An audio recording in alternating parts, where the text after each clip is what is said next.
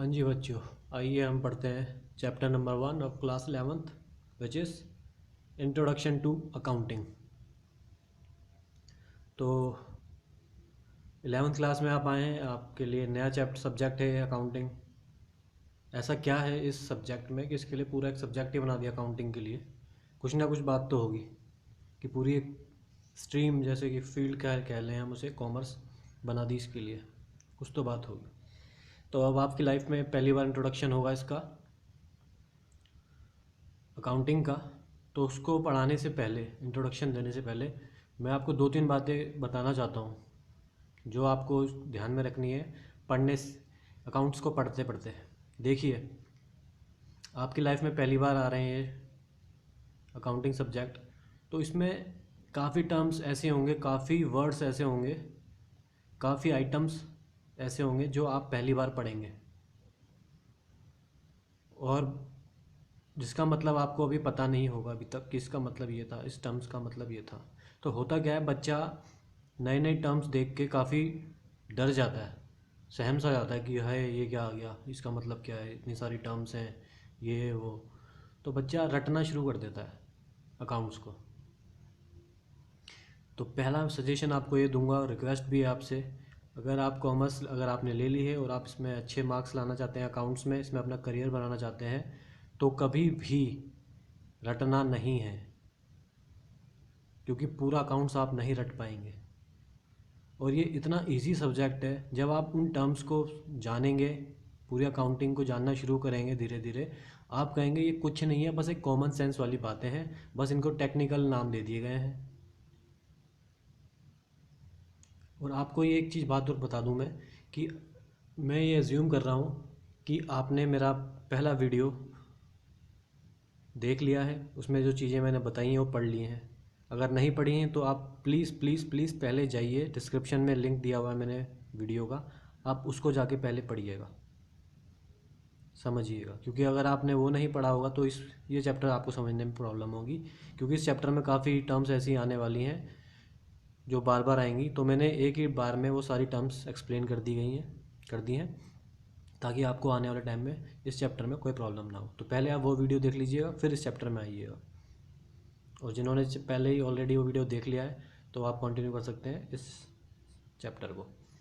हाँ जी, तो मैं कहता आपको कभी रटना नहीं है, क्योंकि अकाउंट्स कॉमन सेंस पे बेस्ड है, कुछ नहीं है। जब टेक्निकल वर्ड्स का आपको मतलब पता चलता रहेगा, आप कहेंगे ये तो बहुत ही ईजी है, जैसे कि उस डिस्क्रिप्शन वाली वीडियो में आपको पता चल गया होगा कि इसका मतलब ये था, तो बहुत ईजी ही है। तो डरना नहीं है, बस इसको आराम से पढ़ेंगे, अपनी लैंग्वेज में पढ़ेंगे, देसी लैंग्वेज में पढ़ेंगे, इसको समझेंगे जैसे एक कॉमन मैन समझता है उसको वैसे समझेंगे, फिर हम बुक की लैंग्वेज से समझेंगे। अकाउंटेंट, हमें अकाउंटेंट बनना है इसमें, या अपना करियर बनाना है इसमें, कॉस्ट अकाउंटेंट, चार्टर्ड अकाउंटेंट, या बीकॉम भी करनी है हमें, एमबीए वगैरह जो भी करनी है अकाउंट्स का हमसे, जब जब हमें अकाउंट्स पढ़नी पड़ेगी उसको अच्छे से पढ़ेंगे, रटेंगे नहीं कभी भी। तो पहली रिक्वेस्ट ये थी आपसे कि कभी रटना नहीं है, क्योंकि ये कॉमन सेंस पे बेस्ड है, बिल्कुल ही इजी लगेगा। तो अब चलते हैं चैप्टर की तरफ, जिसका नाम है इंट्रोडक्शन टू अकाउंटिंग। और जो जो बीच में बातें आती रहेंगी मैं साथ साथ बताता रहूँगा। देखिए, ये आपके लिए नया चैप्टर है अकाउंट्स का, मैं आपको इंट्रोडक्शन कराने वाला हूँ, तो आप खुश हो जाइए कि आप अकाउंट से इंट्रोडक्शन करने वाले हैं, अकाउंटिंग से इंट्रोडक्शन होने वाला है आपका। अब देखते हैं आखिर ये है क्या ये सच में मुश्किल चीज़ है या फिर बहुत ही ईजी है, कॉमन सेंस पे बेस्ड है। चलिए आइए देखते हैं। इसमें लिखा हुआ है, पहला क्वेश्चन है मीनिंग ऑफ की terms used in the chapter. ठीक है जी, पहली पहली जो मीनिंग दिया गया है, डेफिनेशन दी गई वो अकाउंटिंग की, क्योंकि हम अकाउंटिंग तो पढ़ने जा रहे हैं। चलिए पढ़ते हैं। Accounting is the process of identifying, measuring, collecting, recording, classifying, summarising, analysing and communicating financial information to the users. बताइए जी, अब कोई अकाउंट्स में आया बच्चा 11th क्लास में अकाउंट्स लिए, अब वो ये डेफिनेशन पढ़ता है, उसका सर घूमने लगता है जी, ये इतनी सारी क्या क्या लिख दिया इसमें अकाउंटिंग के बारे में। तो वो डर जाता है बच्चा, तो रटना यहीं से शुरुआत हो जाती है। और जब आपको मैं इनके बारे में बताऊंगा, आप कहेंगे अच्छा इसका मतलब ये था, बस ये तो कुछ भी नहीं है। तो रटने की ज़रूरत नहीं है, बस साथ साथ पढ़ते जाइए। तो ये तो थी जी बुक की लैंग्वेज कि accounting is the process of identifying blah blah blah. ठीक है जी। अब इन सारी टर्म्स को जो लिखा हुआ है, identifying, measuring, collecting, recording, classifying, summarising, analysing, communicating financial information to the user, ये सब एक एक करके हम समझेंगे। और जब हम एक एक करके ये सारे टर्म्स समझेंगे तो आपको पता है आपका एक क्वेश्चन इनको समझने में ही कंप्लीट हो जाएगा। वो क्वेश्चन क्या है? एट्रीब्यूट्स ऑफ अकाउंटिंग, इसको हम कह सकते हैं कैरेक्टरिस्टिक्स ऑफ अकाउंटिंग। ठीक है जी। तो ये देखिए वही identifying, measuring, recording, classifying, ledger वगैरह।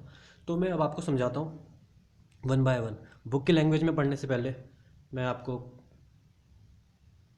अपनी लैंग्वेज में बता देता हूँ पहले कि आखिर ये इसका मतलब क्या है। देखिए, identifying financial transactions and events, इसका मतलब क्या है? आइडेंटिफाई मतलब आइडेंटिफाई करना, किसको? फाइनेंशियल ट्रांजैक्शन एंड इवेंट्स को। तो तो जो अकाउंटेंट होता है, अकाउंटिंग करता कौन है? अकाउंटेंट करता है। उसको क्या क्या बातें पता होनी चाहिए? अकाउंटिंग के कैरेक्टरिस्टिक्स बताए गए हैं। तो आइडेंटिफाई करना है फाइनेंशियल ट्रांजैक्शन। फाइनेंशियल ट्रांजैक्शंस क्या होते हैं? देखिए मैं आपको 2 एग्जांपल दूंगा, उससे आपको क्लियर होगा कि आखिर फाइनेंशियल ट्रांजैक्शंस होते क्या हैं। पहला एग्जांपल है, मान लीजिए मैं एक बिज़नेस कर रहा हूँ, वही बिज़नेस कंटिन्यू रखता हूँ जो मैंने आपको डिस्क्रिप्शन वाली वीडियो में बताया था। मैं एक पेन बनाता हूँ, ठीक है। उस पेन बनाने के लिए मैंने मशीनरी खरीदी 1 लाख रुपए की। हाँ जी, मैंने 1 लाख रुपए की मशीनरी खरीदी। तो मेरे पास मशीनरी आई और मेरा कैश गया। मशीनरी 1 लाख रुपए से बढ़ गई और कैश मेरा 1 लाख रुपए से घट गया। साफ साफ पता चल रहा है इस ट्रांजेक्शन से कि इसमें फाइनेंस इन्वॉल्व है। फाइनेंशियल ट्रांजेक्शन कौन होती है? जिसमें मॉनेटरी आइटम्स होते हैं। मॉनेटरी आइटम्स मतलब पैसा, रोकड़ा पैसा इसमें इंक्लूड है उस ट्रांजेक्शन में। तो वो क्या होती हैं? फाइनेंशियल नेचर की। साफ साफ पता चल रहा है मशीनरी 1 लाख रुपए की थी, तो वो फाइनेंशियल ट्रांजेक्शन फाइनेंशियल नेचर की थी। जो मॉनेटरी टर्म्स की होती हैं उनको हम आइडेंटिफाई करते हैं। और दूसरा एग्जांपल मैं दूंगा, मान लीजिए जो मैं बिज़नेस कर रहा हूँ, मैं वो काफ़ी सारी चीज़ें मैनेज करनी पड़ रही थी कि रिसेप्शन में भी खुद बैठ रहा था और मैं कॉन्ट्रैक्ट्स भी खुद कर रहा था और कंप्लेंट्स भी हैंडल में कर रहा था, सब कुछ काफ़ी चीज़ें मैं हैंडल कर रहा था। तो मैंने सोचा कि क्यों ना एक मैनेजर रख लूँ। तो मैंने एक मैनेजर हायर करा, मैनेजर को मैंने हायर करा एक। तो मैनेजर को हायर करना, क्या कोई मॉनेटरी आइटम इंक्लूड दिख रहा है आपको? कुछ पैसे का लेन देन दिखा अभी तक इसमें? नहीं, मैंने तो सिर्फ एक मैनेजर को सिलेक्ट करा है, अपना मैनेजर बनाया है एक को, किसी एक इंसान को। तो उसमें तो कहीं मॉनेटरी आइटम्स इंक्लूड ही नहीं है, कोई पैसा रोकड़ा इंक्लूड ही नहीं हुआ, तो वो फाइनेंशियल ट्रांजैक्शन नहीं हुई। हाँ, अगर मैं उसको सैलरी पे करूँ, जो कि मैं करूँगा, जब सैलरी पे करूँगा जिस दिन करूँगा वो अलग चीज़ हो जाएगी मॉनेटरी आइटम में। मगर जिस दिन मैंने उसको सिलेक्ट करा एज ए मैनेजर, उसमें कहीं आपको नहीं दिख रहा होगा कि कुछ पैसों का लेन देन हुआ होगा। ठीक है जी।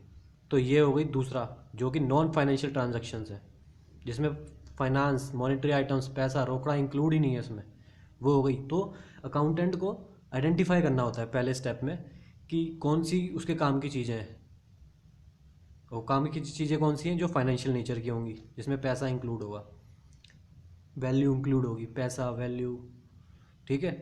तो आइए बुक की लैंग्वेज पढ़ते हैं।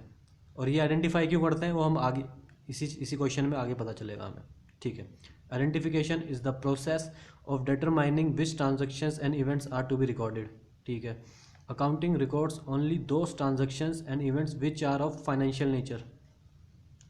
जिसका फाइनेंशियल नेचर है सिर्फ उसी को ही रिकॉर्ड करते हैं। तो हम आइडेंटिफाई क्यों कर रहे हैं? ताकि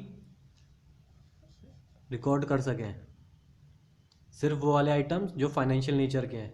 हमें क्या करना कि हमने सिलेक्ट करा है, कोई मैनेजर रखा है, उससे अकाउंट्स में क्या फ़र्क पड़ेगा? कुछ नहीं। हमें तो वो देखना, हम तो मुंशी हैं, हम तो अकाउंटेंट हैं, हमें तो वो देखना है कि कितना पैसा आया, कितना गया, मॉनेटरी टर्म्स में कितना हमारे एसेट बढ़े, कितनी हमारी लायबिलिटी कम्स हुई, ये सब रिकॉर्ड करना होता है हमें तो। ठीक है। तो हमें सिर्फ फाइनेंशियल नेचर के रिकॉर्ड करने हैं, इसलिए हमने आइडेंटिफाई करा। The process involve identifying transactions that are of financial nature, ठीक है। For example purchase of raw material, मैंने रॉ मटेरियल खरीदा। अब रॉ मटेरियल क्या होता है मैंने डिस्क्रिप्शन वाली वीडियो में आपको बता रखा है। तो मैंने परचेज करा रॉ मटेरियल, परचेज करा रॉ मटेरियल मतलब खरीदा, खरीदा तो मतलब मेरा कैश गया होगा और मेरे पास रॉ मटेरियल आया होगा, ठीक है। तो मॉनेटरी आइटम्स हैं इसमें इन्वॉल्व हो रही, साफ पता चल रहा है। Similarly sale of finished goods, finished goods भी मैंने एक्सप्लेन कर रखा था आपको। तो मैंने अपना प्रोडक्ट बेचा, फिनिश्ड गुड बेचा, बेचा तो मेरे पास कैश आया होगा, कैश आया होगा और मेरा गुड्स बिके होंगे, स्टॉक कम हुआ होगा। तो इसमें लेन देन दिख रही है पैसों की, मॉनेटरी आइटम्स में वैल्यू है इसमें कुछ, ठीक है। ऑफ द फर्म, फर्म मतलब जो मेरा बिजनेस है, अभी आप ये सोच लीजिए कि फर्म का मतलब बिजनेस जो मैं कर रहा हूँ। These transactions are identified with the help of bills, receipt and evidence. Most important line है ये लास्ट वाली, कि हम आइडेंटिफाई करते कैसे हैं। हमें कुछ कुछ हमारे पास होगा एविडेंस, तभी तो हम आइडेंटिफाई कर सकेंगे कि हाँ ये फाइनेंशियल ट्रांजैक्शन है या नहीं। ये थोड़ी है कि कोई भी हमें आके बोल देगा कि हमने वो ख़रीद लिया है आप रिकॉर्ड कर लो, नहीं। हमें हमें चाहिए होते हैं एविडेंसेस।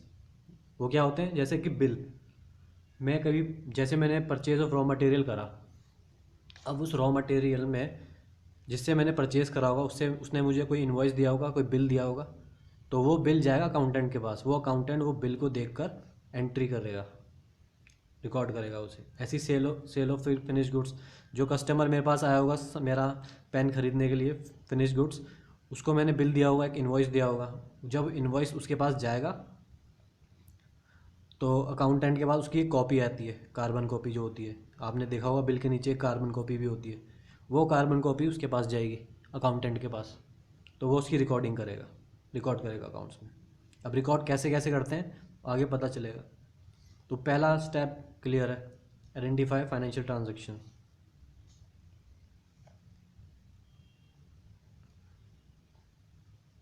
इसमें एक लाइन और थी, देखिएगा, they bring change in the resources of the firm.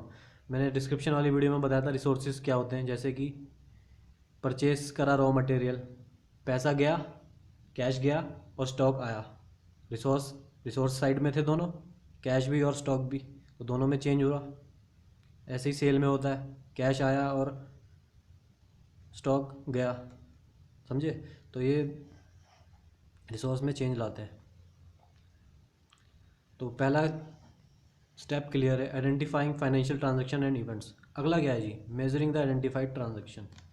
Measuring का मतलब क्या हुआ, मेजरिंग का मतलब सीधा ये, उसको उसकी कीमत क्या है, जो भी हमने फाइनेंशियल ट्रांजैक्शन करी है उसकी वैल्यू क्या, कीमत क्या है। जैसे मैंने मशीनरी खरीदी थी, 1 लाख का एग्जांपल दिया था, तो उसकी कीमत क्या थी, 1 लाख रुपए, बस। यही तो कहानी है। मैंने जो रॉ मटेरियल ख़रीदा, परचेज ऑफ रॉ मटेरियल कितने का ख़रीदा, मान लीजिए 50,000 का, तो उसकी कीमत क्या, 50,000, उसकी कुछ वैल्यू है। हाँ, किस में, हम इंडिया में रहते हैं तो इंडियन रुपीज़ में होगी, करेंसी में हमारी इंडियन रुपीज़ है, तो बस वही, उसकी वैल्यू क्या है, कीमत क्या है। मेजरिंग मतलब उसकी कीमत क्या है, जो भी हमने आइडेंटिफाई करे थे हमने फाइनेंशियल ट्रांजैक्शन, उसकी कीमत क्या है, उसकी कीमत को हम मेजरिंग कहते हैं, पढ़ते हैं बुक में।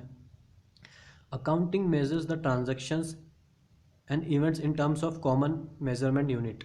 कॉमन मेजरमेंट यूनिट जैसे हमारी इंडियन करेंसी है, that is the currency money of the country. For example purchase of goods से 10 टन्स ऑफ स्टील, 10 टन हमने स्टील खरीदा 2.5 लाख रुपए में, तो 2.5 लाख क्या हो गया, उसकी मेजरिंग वैल्यू है, मेज़र करा हमने कीमत। एंड और ख़रीदा हमने 1,000 बैग्स ऑफ सीमेंट 2,75,000 रुपये में, ये उसकी क्या है, वैल्यू, उसको हमने मेज़र करा। It is measure in terms of money, that is 2,50,000 plus 275,000 is equal to 525, इसकी क्या हो गई, इन दोनों की कीमत, वैल्यू। ठीक है जी, ठीक है। ये दो चीज़ें अब आपको लगाओगे तो बहुत ही आसान चीज़ है, खामखा हम इसकी डेफिनेशन से डर रहे थे। अभी हमने दो चीज़ें पढ़ी, आइडेंटिफाइंग एंड मेजरिंग। अब है रिकॉर्डिंग। रिकॉर्डिंग उसके बाद आएगा आपका क्लासीफाइंग, उसके बाद summarising, analysing, interpretation and then communicating. तो ये जो आपका है, ये जो क्वेश्चन है आपका रिकॉर्डिंग से लेके कम्युनिकेटिंग तक, इसको कवर करने के लिए आपको मैं एक ये वाला क्वेश्चन कराऊंगा। नेक्स्ट क्वेश्चन है जो अकाउंटिंग प्रोसेस अपनी देसी लैंग्वेज में समझेंगे कि आखिर होता क्या है।